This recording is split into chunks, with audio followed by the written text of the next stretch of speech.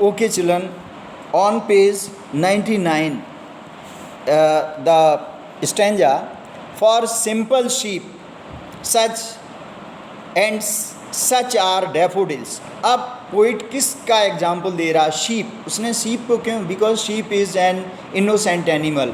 तो ये shady trees जो है, इनके अंडर में not only human beings they get relief but also the animals. And why the poet selected sheep? Because sheep is considered the very innocent animal, और इसको गर्मी भी बहुत लगती. तो इसको कितना आराम मिलता है. For simple sheep and such are daffodils. अब daffodils, they are the flowers and they are very beautiful flowers with the green world. और ये कहाँ पर? Where they are there? They are in the world of green plants, trees के बीच में. They live in and clear rills. अब rills यहाँ पर है स्मॉल स्ट्रीम्स, छोटे छोटे झरने. तो ये सब ब्यूटीफुल चीज़ों में आती हैं. अगर मान लीजिए घने पेड़ की छाई में आप बैठे हुए हैं, सामने एक झरना झर रहा है, एक नाला बह रहा है, पानी का रिवर बह रही है. That for them selves a cooling covered.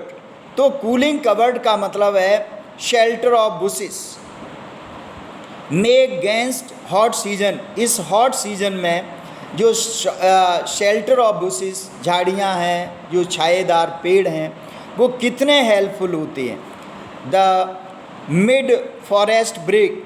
अब वो बता रहा है rich with the sprinkling fair musk rose. जो मस्क रोज है, ब्यूटीफुल रोज है, ये कहाँ खिलता है? It always blossoms in the mid forest. बीचों बीच जंगल में खिलता है, जहाँ पर फॉरेस्ट होता है. And such too is the grandeur of the dooms. अब लास्ट में वो बता रहा है कि ये ब्यूटीफुल चीज़ें उन ग्रैंडियर, जो एपिक हीरोज़ हैं, जिन्होंने अपनी लाइफ को बलिदान कर दिया, सेक्रीफाइस कर दिया. किसके लिए? For the sake of the country, for the sake of the people. तो they are called the epic heroes, great heroes. और डूम्स कहते उनको हम याद करते हैं. Though they are no more in this world. उनके बारे में ऑल लवली टेल्स, हम उनके बारे में बहुत सारी कहानियाँ सुनते हैं, हम उनको याद करते हैं. दैट वी हैव हर्ड और रेड. उनके बारे में या तो हमने सुन रखा है या फिर हम उनके बारे में पढ़ते हैं कि वो किस तरह के जो है योद्धा थे, किस तरह के वॉरियर थे, किस तरह के वो हीरोज़, ग्रेट मैन थे, who earned their name and fame on this earth and did a lot for the people. So on their death we remember them. अब वो बता रहा है poet, an endless fountain of immortal drink. ये beautiful objects जो है इन सब को सरपास कर रहे हैं. वो कह रहा है an endless fountain. Beautiful objects तो कैसे हैं? एंडलेस फाउंटेन के समान.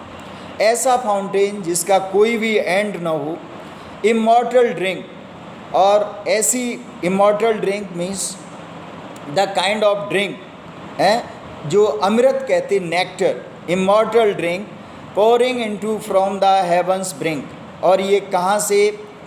It is pouring from the heavens brink, मतलब which is coming from the heaven drop by drop.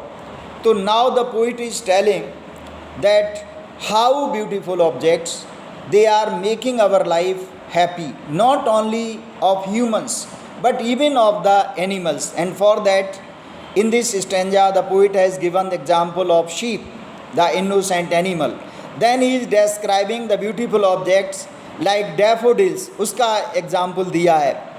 With the green world, where does it blossom? World of green plants, trees. अब इसके बाद में बता रहा they live in and clear rills. Clear rills means flowing, very you see transparent small streams, छोटे छोटे झरने. That for themselves a cooling covered make. और ये सब हमें क्या प्रदान करते? What do they offer us? They offer us the shelter, they offer us the shade, they offer us the comforts and happiness against hot season. और generally कब? जब हॉट सीजन में, जब एनिमल्स ह्यूमंस परेशान होते गर्मी की वजह से, the mid forest brake rich the sprinkling of fair musk rose. अब उसमें बताया है कि मस्क रोज जो है उसकी स्प्रिंकलिंग कहते हैं स्कैटर्ड, कितनी अच्छी खुशबू होती है जो चारों तरफ बिखेर देता है।